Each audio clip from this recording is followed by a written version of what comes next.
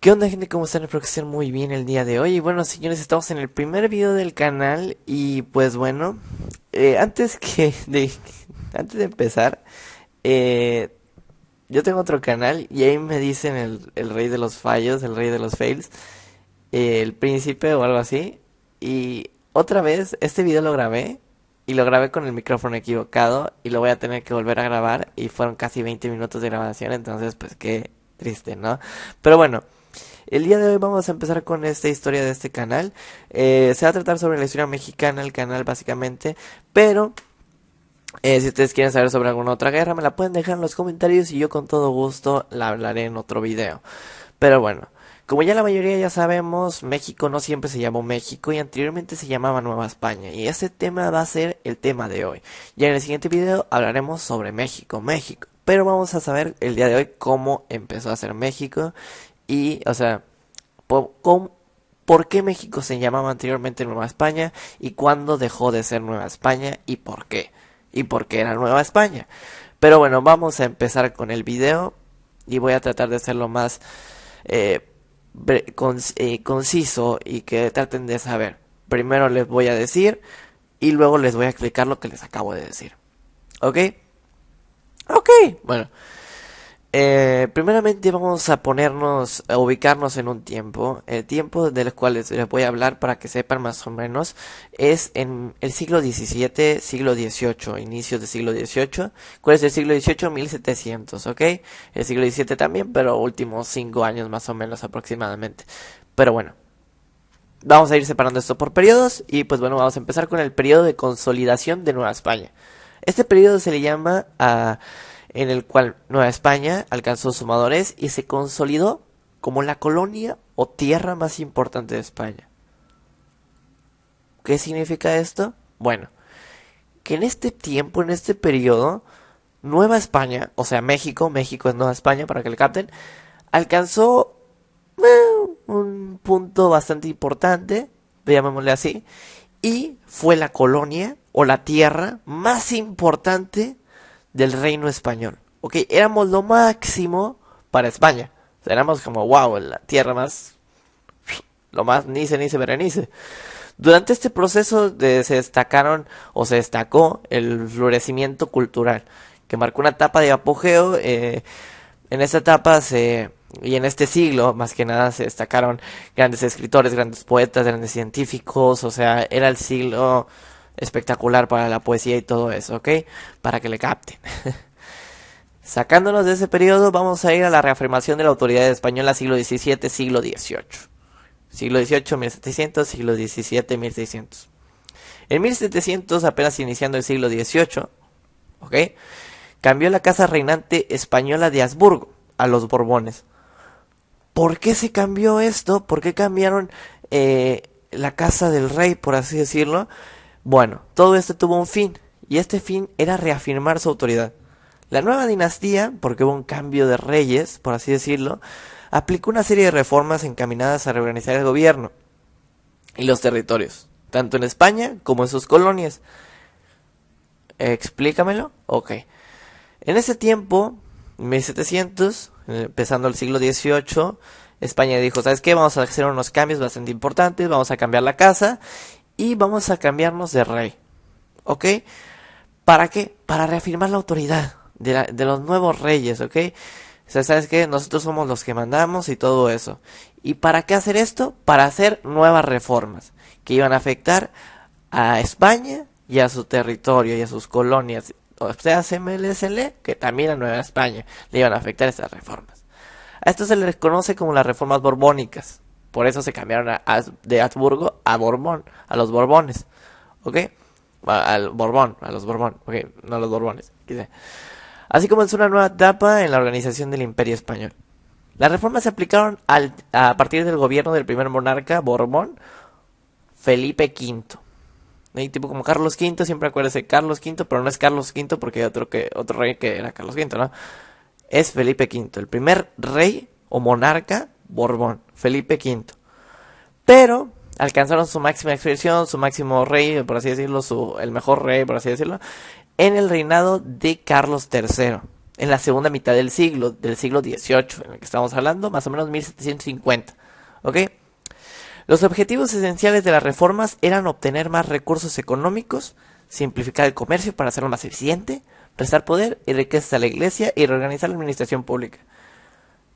Explicando eso, los objetivos de estas reformas, como las reformas que ahorita está haciendo Enrique Peña Nieto en México, eran obtener más dinero, o sea, de las reformas en ese tiempo, obtener más dinero, simplificar el comercio, decirlo, ¿sabes qué? Vamos a hacerlo más fácil, más sencillo, más conciso, y así vamos a trabajar más fácil y vamos a ser más eficientes. ¿Qué significa eficiente?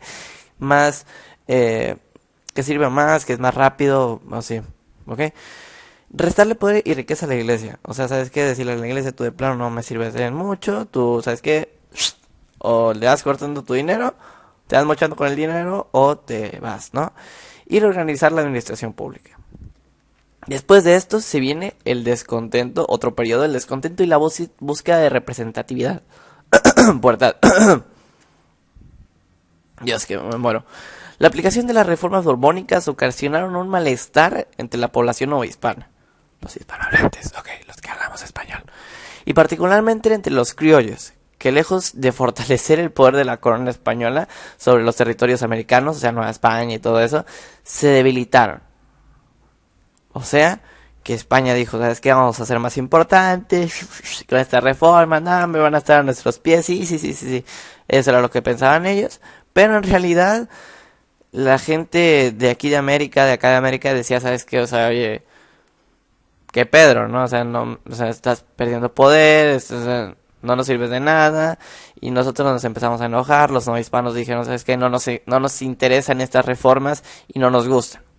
La economía no hispana empezó a caer, ya no había dinero, el malestar social empezó a ser más evidente que nada, y los otros países empezaron a darse cuenta y dijeron las otras potencias europeas, en la segunda mitad del siglo XVIII, 1750, como ya les acabo de decir, mermaron su economía, a tal grado de que España no pudo hacerle frente a la devastadora crisis que supuso la invasión napoleónica,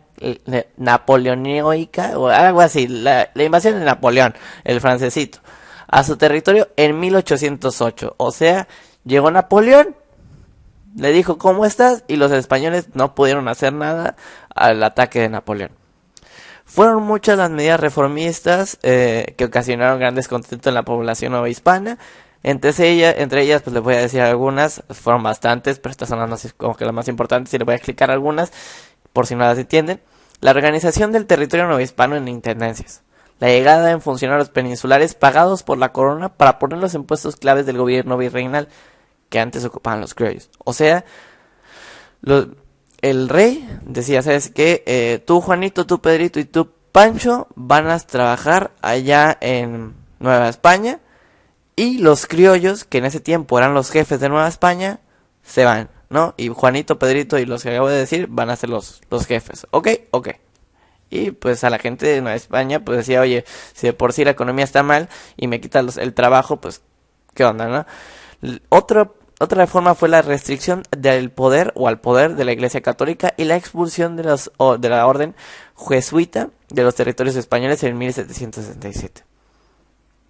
La aplicación estricta de medidas fiscales que afectaron los intereses de amplios grupos productivos, como la entrada en vigor en 1804 de la cédula de consolidación de vales reales.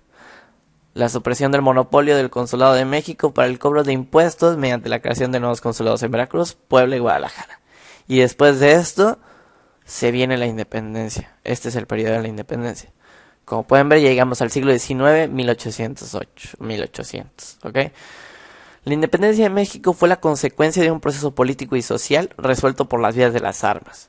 México, para que entiendan, trató de hablarlo, trató de decirles, oye, cambia tus reformas. Los mexicanos, por así decirlo, los nuevos españoles, dijeron, es que cámbialo, ayúdanos, o sea, en lugar de destruirnos, pues apóyanos, ¿no? Y los españoles, pues no los escucharon, les dijeron que no, y México dijo, sabes que hasta aquí vamos a empezar a usar las armas. Puso fin al dominio español en los territorios de Nueva España. La guerra por la independencia mexicana tuvo sus antecedentes en la invasión de Francia a España en 1808 y se extendió hasta el Grito de Dolores en 1600, ay Dios, el 16 de septiembre de 1810, hasta la entrada del ejército trigarante a la Ciudad de México el 27 de septiembre de 1821, 1821, ¿okay? 1821. El movimiento independentista, como los dentistas, bueno ya, mexicano, tiene como marco la Ilustración y las revoluciones liberales de la última parte del siglo XVIII. Por esas épocas, la élite ilustrada comenzaron a reflexionar acerca de las relaciones de España con sus colonias. O sea, empezaron a reflexionar cómo se llevaban y todas esas con sus colonias, o sea, cuáles eran sus relaciones entre España y Nueva España, que casi no se apoyaban, que casi todo eso, y los cambios en la estructura social y la política derivados de las reformas borbónicas, a lo que también sumó una profunda crisis económica en Nueva España. También generaron un malestar entre los segmentos de la población. La ocupación francesa de la metrópoli en 1808 desencadenó en Nueva España una crisis política que desembocó en el movimiento armado. En ese año, el rey Carlos IV y Fernando VII abdicaron sucesivamente en favor de Napoleón Bonaparte, que dejó la corona de España a su hermano José Bonaparte. Como respuesta, el Ayuntamiento de México, como apoyo del virrey José Iturrigaray, tipo como Videgaray, pero Uturri, para que se acuerden de los apellidos, reclamó la soberanía en ausencia del rey legítimo. La reacción condujo a un golpe de estado contra el virrey y llevó a la cárcel a los cabecillas del movimiento. A pesar de la derrota de los criollos en la Ciudad de México en 1808, en otras ciudades de Nueva España se reunieron pequeños grupos de conjurados que pretendieron seguir el Ayuntamiento de México. Tal fue el caso del conjurado de Valladolid, descubierto en 1809, y cuyos participantes lamentablemente fueron a prisión.